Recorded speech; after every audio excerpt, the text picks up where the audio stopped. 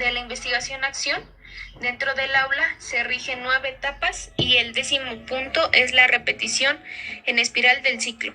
O sea, esta etapa 1-9 y por punto 10, por así decirlo, tendríamos la repetición de la 2 a la 9 para enfocarnos cuando el problema no ha sido solucionado.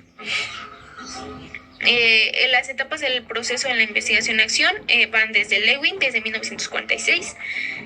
Sigue y debe tomarse únicamente como un modelo ilustrativo. O sea, este tipo de etapas son un modelo ilustrativo. No es que se sigan al pie de la letra y ya si se siguen ya se resolvió. No, cada quien o cada maestro lo adapta de acuerdo a sus necesidades. ¿Okay? Los modelos de Lewin aportan el de Corey, el de Tabat, el de Wood, el de Lyot, el de Kemis y McTaur, McNiff y Martínez. Aportan, se pueden buscar, se pueden investigar, pero no es ley pura. O sea, la etapa 1 es diseño general del proyecto, es un acercamiento, una inserción en la problemática investigativa. Es necesario meternos a una clase y darnos cuenta cuál es el problema. La etapa 2 es identificación de un problema importante. O sea, al meternos aunado a estos detalles, necesitamos descubrir en esta fase cuál es el problema medular, o sea, ese que necesita ser atendido de ya, que es significativo, que es vivido, que es sentido en la práctica y que concretamente no se le ha dado solución. En la etapa 3 vemos el análisis del problema, donde pues se busca información fundamental para definirlo, para concretarlo y para hacer supuestos, o sea, para predecir cosas, hacer hipótesis, prever consecuencias, causas, toda esta información que nos va a ayudar a llegar a lograr algunos otros factores que no estén involucrados. Se realiza básicamente en 3 pasos: patentizar la percepción que se tiene del problema. A veces es necesario buscar ayuda extra, o sea, alguien más que quizás quiera observar la clase y diga, exacto, el problema está en matemáticas. Un cuestionamiento de la representación del problema y un replanteamiento del problema. Lo que compete a la etapa 4 es la formulación de hipótesis. Son hipótesis tentativas y provisionales, nada es definitivo, se pueden cambiar incluso durante el proceso y siempre se busca cómo mejorar esa hipótesis. Dentro de la etapa 5, que es recolección de la información que sea necesaria o conveniente para el caso. Tampoco se necesita toda una Biblia para darse cuenta del problema. Hay información en artículos, ciertas visitas a otras páginas que nos ayuden. Se aplican técnicas como tomar notas en clase, lo cual es como muy pesado, o sea, no implica un cierto gasto, pero es pesado porque no podrías escribir todo y estar atento a tu clase y atento a escribir. La grabación sonora es buena, nada más que es lo mismo, muy pesado transcribir, estar escuchando y volverla a transcribir, no es un método como que muy factible. El videotape es como lo mejor, grabarte y tener un tiempo libre y observar tus errores, tus movimientos corporales, lo que dijiste, lo que te contestó tu alumno ya de manera consciente y de manera fuera de la realidad, para notar esos errores. Yo diría que es la mejor. El cuestionario es factible, se les hace a los miembros de la clase, es decir, a los alumnos, quizás un compañero, para ver el desempeño, pero pues igual al graficar es un problema un poco mayor para unificar resultados. Y la observación participativa es cuando el compañero, el director de la institución te va a observar y anota tus errores, él siendo testigo de la clase. La etapa 6 es categorización de la información. Es categorizada y estructurada, pero no hay una manera general de hacerlo. Cada proyecto o cada investigación va a tener su manera de categorizar, de poner conceptos, de reunir quizás unas pruebas en una cierta categoría porque reúnen un mismo medio. Eso va a depender mucho del investigador. La 7 es estructuración de las categorías. Esta etapa no se centra en el corazón, que es la estructuración ya de manera teórica. El fin de la estructuración es crear una imagen representativa, un guión o un patrón coherente o un modelo teórico de la auténtica teoría que nosotros creemos que va a ser comprobada con la hipótesis. Será preferible que más ayude a contrastar la hipótesis elegida.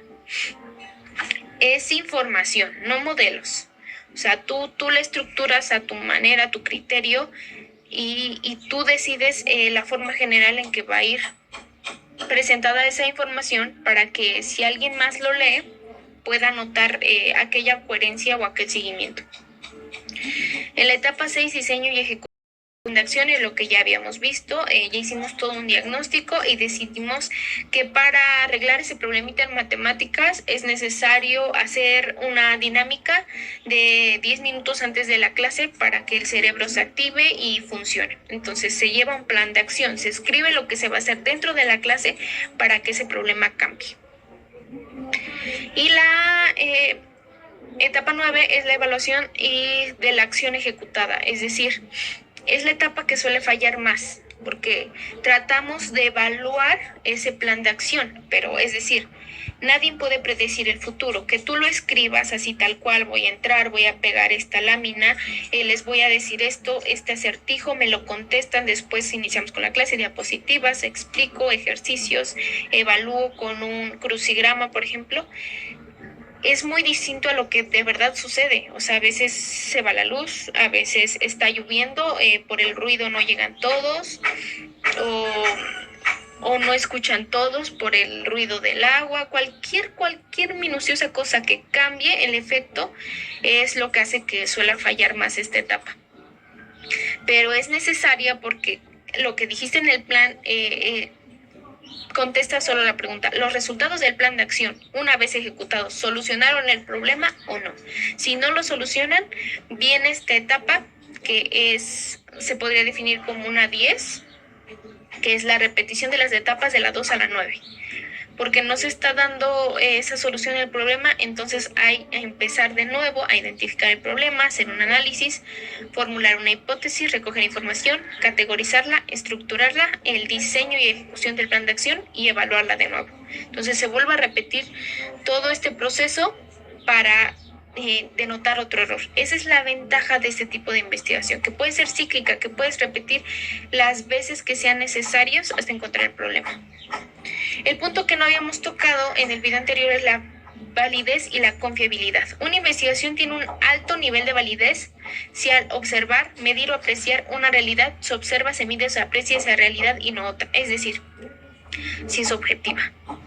Si estamos llegando al punto que queremos solucionar y no estamos, empezamos con matemáticas, estudiar el problema de matemáticas y acabamos encontrando que en español el problema de lectura es peor. O sea, está bien que haya dos problemas, pero primero dedicarnos al primero, que era matemáticas. Tiene que ser objetiva. Siempre que es de validez, tiene una mayor investigación cualitativa, o sea, denota mucha cualidad. Cómo es el alumno, cómo es el docente, cómo es la clase, cómo son los materiales, cualidades. El concepto tradicional de confiabilidad implica que el estudio pueda ser repetido otras veces y casi empaten los resultados. Pero digo casi porque las ciencias sociales no son exactas, no es un experimento, las personas no actúan de manera igual, el contexto es siempre distinto, entonces podría ser que haya una similitud, pero nunca van a ser resultados iguales. Y Heráclito dijo en un tiempo: nadie se baña dos veces en el mismo río. Es decir, en comparación con esta metodología y haciendo esta metáfora, nos damos cuenta que un río pasa por el mismo lugar, pero no trae lo mismo. A veces trae lodo, a veces trae arena, trae basura, trae animales, trae piedras. Entonces, no es posible, o sea, aunque sea el mismo lugar, no es posible las mismas condiciones.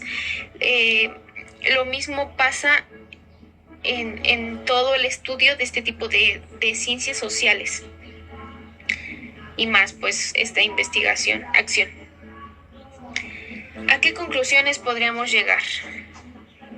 El investigador comprometido en un procedimiento que define el carácter riguroso, sistemático y crítico del conocimiento científico y por tanto se habrá alcanzado los objetivos que persigue la tesis de grado del trabajo.